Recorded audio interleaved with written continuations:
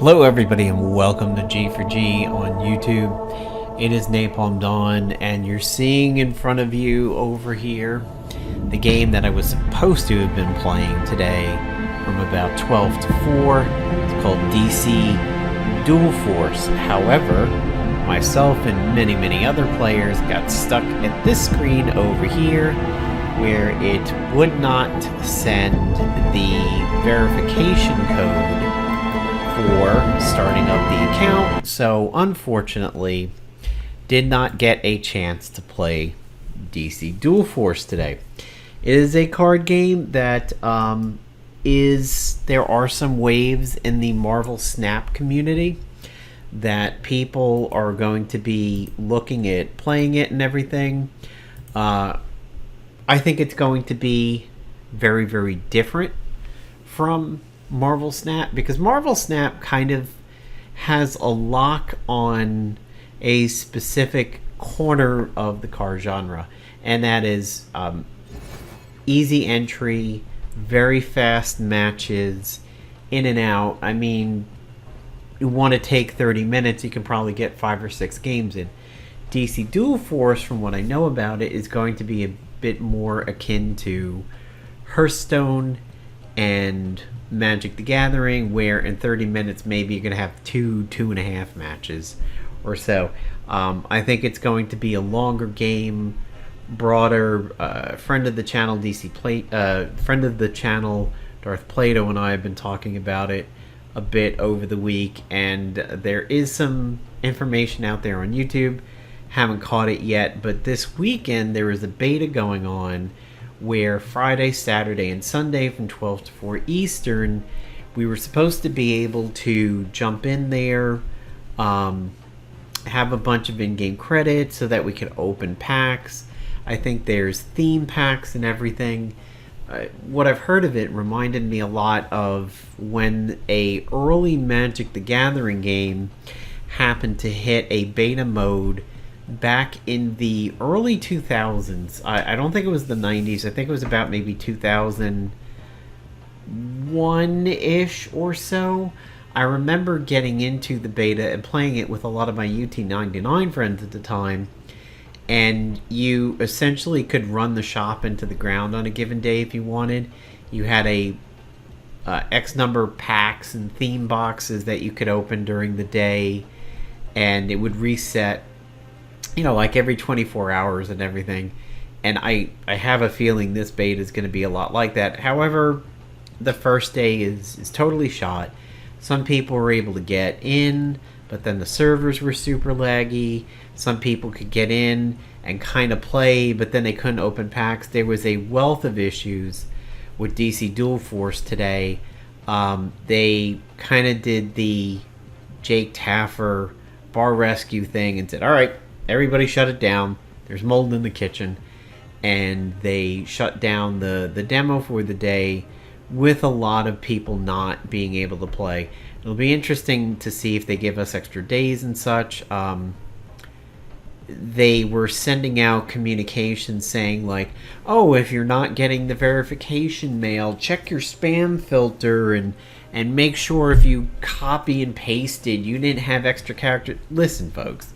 It's 2023. The check your spam filter doesn't fly anymore. Things don't go into spam like that, especially when they're from relatively legit sources. So when you're missing mails on things or verification codes and stuff like that, it's like never that.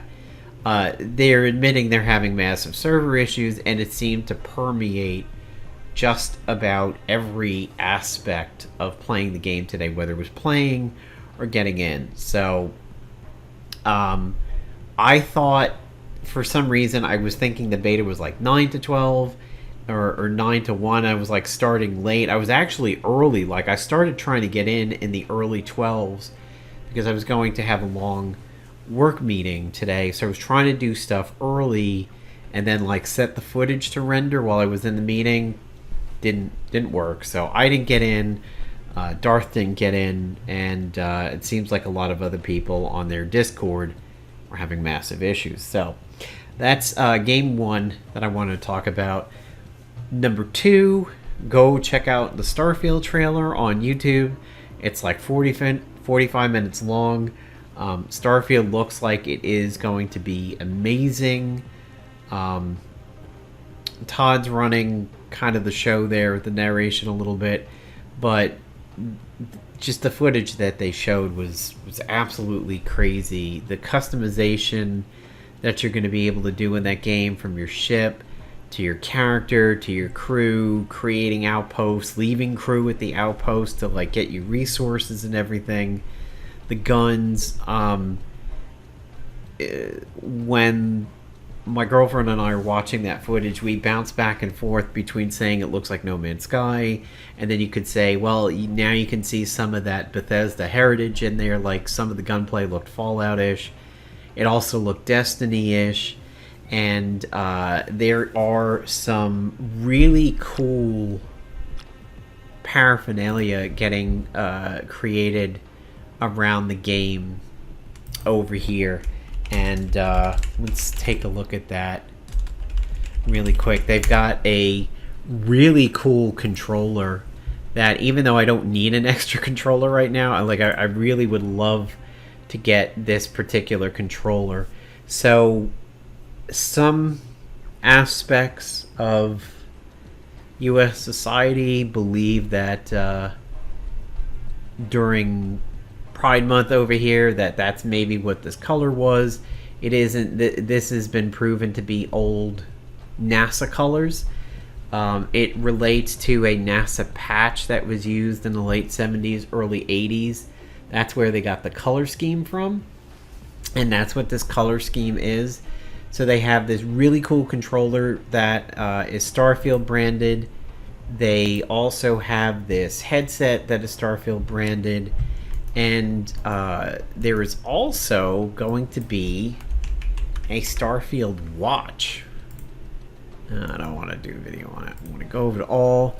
I don't know the price of this one yet. I happened to find out about it from a friend, and then I saw it during the 45-minute footage that they had over here. I don't know the price because I haven't really looked at it yet, but be careful with some of this stuff. I mean, the controller and the headset is one thing. I don't expect that will be an issue. The watch, be careful, because if you remember when Fallout 76 was coming out, a lot of the goodies of Fallout 76, like the helmet, the power helmet and everything like that, was not good quality. It was known to mold. It molded really easily and everything. I think there was going to be an alcohol that didn't pan out very well. So yeah, Bethesda doesn't have a good track record of a lot of real life items tying into their games, so be careful about that. The controller and the headset are different. That's Microsoft, it's Xbox, should be fine. The watch, will definitely have to wait and see. Supposedly it is a smartwatch to some degree. It does tie into your phone. I don't know if it's iOS compatible and Android compatible, but is at least somewhat of a relatively smartwatch. And honestly, the branding with those colors and everything like that, it just looks really cool, and I probably will definitely get that controller, even though I absolutely do not need it. Marvel Snap, we have a new season pass going on here. It is the Spider-Verses season. The card that we're going to get is Ghost Spider, aka Gwen Stacy or Spider-Gwen. On reveal, the last card you played moves here. So basically you play a card before her, and then you drop her and it moves to her. There are some pretty good setups there in move related decks. People like Human Torch, Kraven are really good. If you can drop Kraven, then drop Gwen and then Human Torch. Human Torch will move, get the boost. Craven gets the boost because it moves to Craven and everything like that. Here is a deck that I've got going right now because there was a season pass thing of doing X amount of move cards and everything, so I had this deck going for a little while, which was Human Torch, Iron Fist, Craven, Spider-Gwen, Multiple Man, Cloak, Doctor Strange, Vulture, Hulkbuster, Miles Morales, Vision, and Heimdall. Fairly bog standard move deck with some sprinkling of new stuff in it. Over in the store, I believe we have we had a couple bundles over here. Darkhawk, giving you a Darkhawk avatar, a small amount of credits but a huge amount of Darkhawk boosters. This is really good if you don't have Darkhawk. And then Silk is in the store as a weekly spotlight. After any card is played here, this moves to another location. So any card on the friendly side or the enemy side causes Silk to move. So Silk will keep bouncing around. I think particularly good for Craven and move decks. Also potentially surprises where maybe going into round 6, you've got an open slot where Silk is. Somebody thinks, oh, I need to counter that 5 power over there, and then you bait a card over there, and then you drop your own card that moves Silk somewhere else, and could potentially win a lane. There were other bundles recently, and this combo of bundles I did happen to get because my credits had been running low. There was the Hobgoblin Scorpion bundle where you got these two $30.99 variants, and they're pretty cool. I actually did move this into my Hobgoblin favorite with this one. 155 Hobgoblin boosters, same for Scorpion, 2 avatars, 4,000 gold, and then for, I think it was like 3,000 gold over here, you could get Lizard, and then the 5,500 credits, and a whole ton of Lizard boosters. And one of the missions for the season was to, I think it was open boosters or something like that.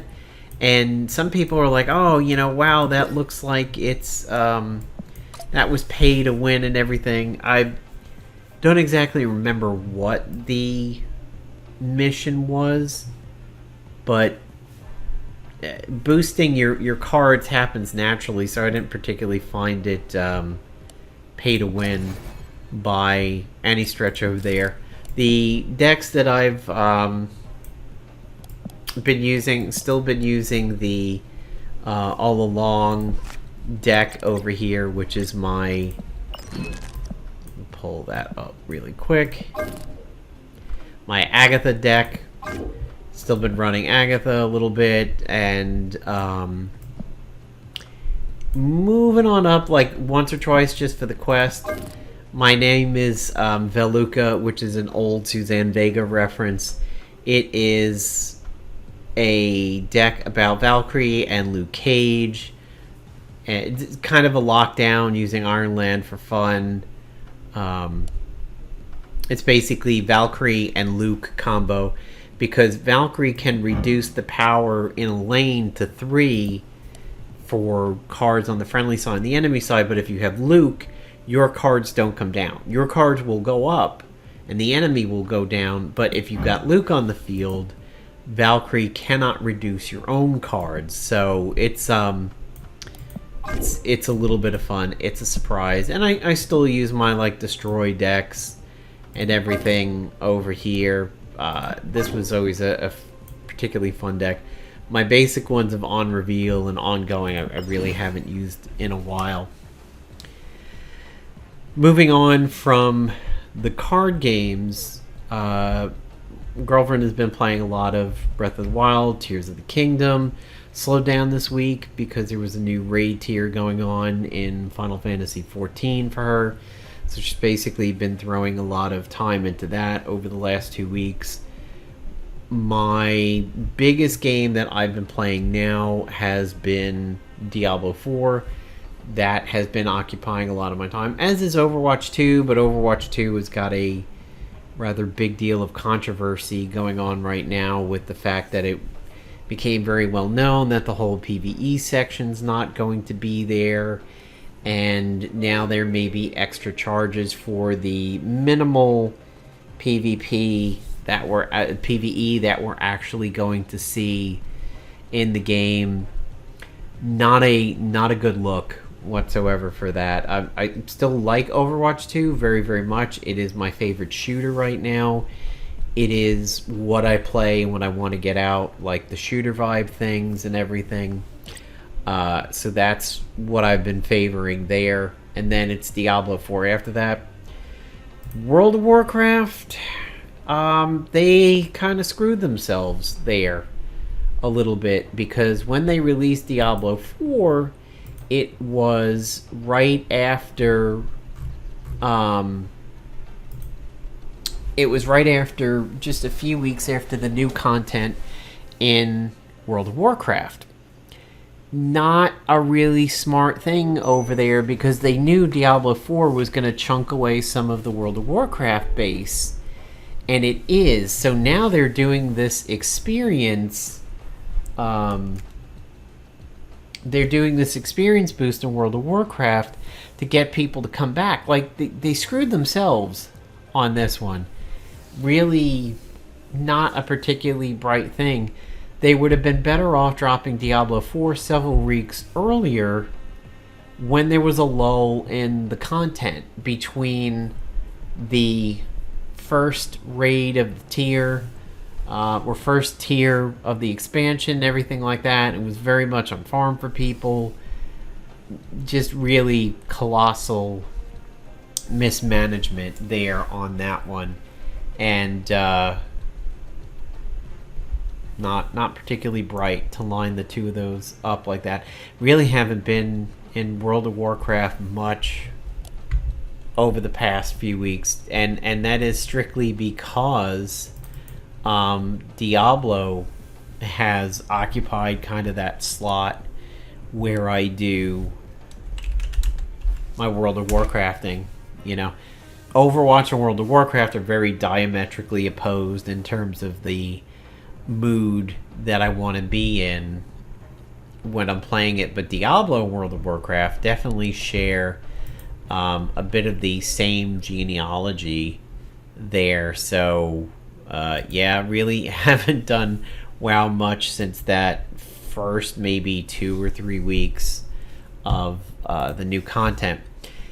Also this weekend for me, I've got 2 things going on where I'm looking at the Final Fantasy 16 demo and the Lies of P demo, both of which I've got on my PlayStation 5. I gotta tell you, Lies of P, the demo is really good. It is a lot of fun. If you are a Dark Souls type game, a Dark Souls lover or Souls-like, Lies of P is quite good. It's somewhere in between Sekiro and Bloodborne. If you enjoyed Bloodborne and you beat Bloodborne, or at least got a majority of the way through it, I think you are really, really going to like Lies of P. The combat is a little bit different. It is kind of a middle wedge between Sekiro and Bloodborne and how it plays out, but the atmosphere is very, very Bloodborne-ish, and it is that here, I mean, very Victorian England kind of a look, but also slightly steampunky.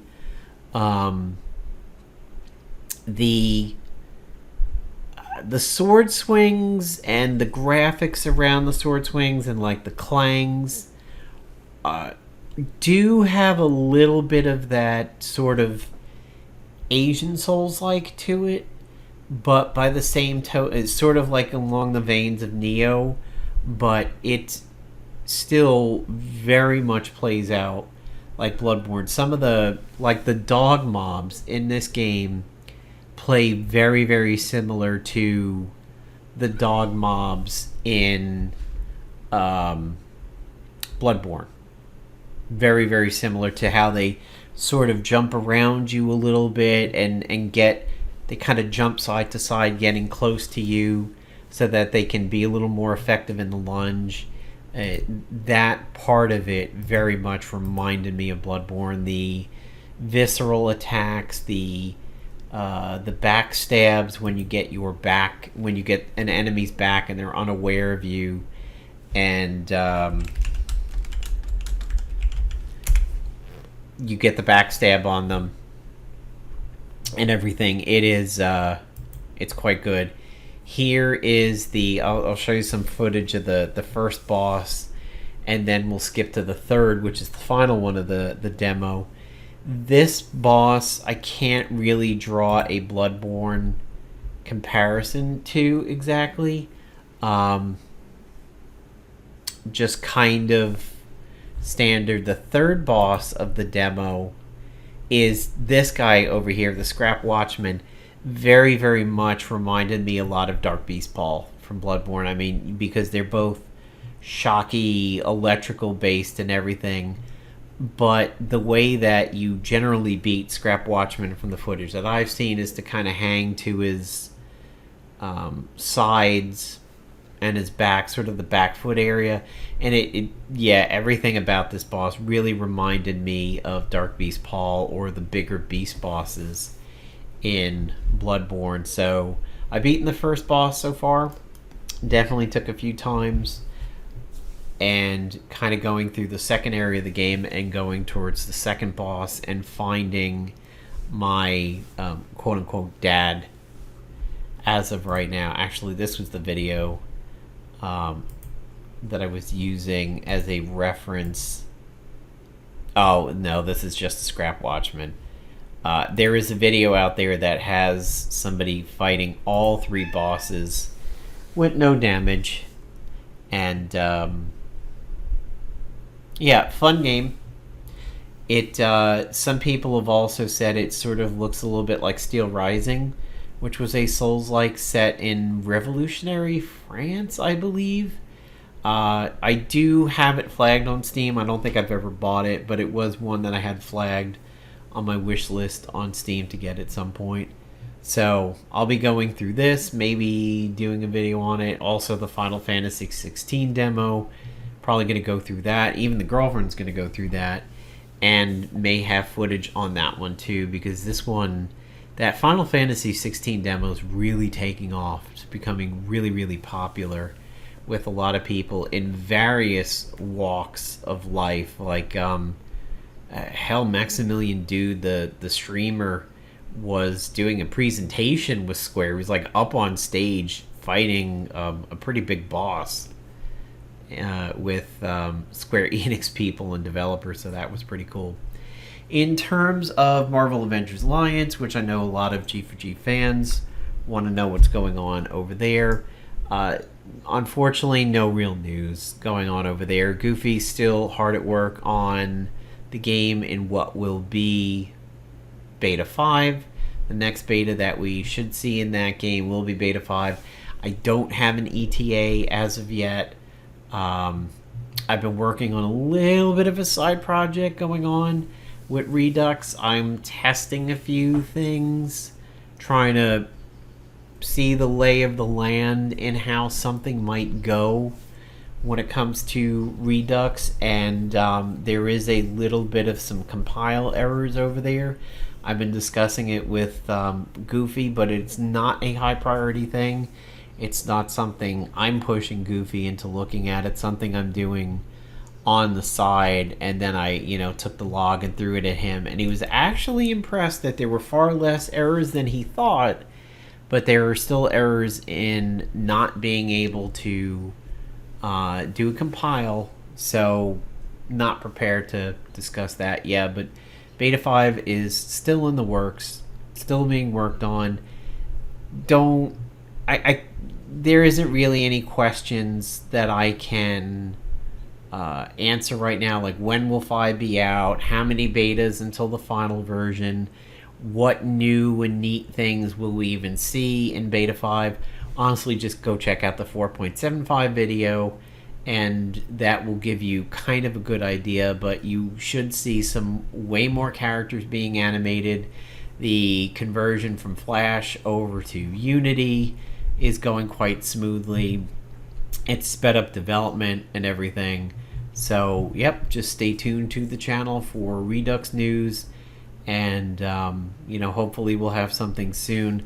Goofy was going through a period where he's putting updates out on Facebook and his own channel every couple days. That seems to have slowed down a little bit, but he's still been active on Discord discussing things. So things are looking pretty solid over there.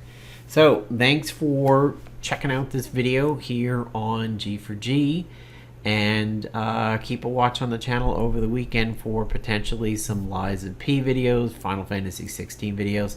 Hopefully tomorrow, DC Dual Force, I'll have footage of that beta, and we'll be able to talk about it and compare it to other games and see what it's like to open packs and make decks and everything. So, Napalm Dawn, signing off. Catch you later, guys.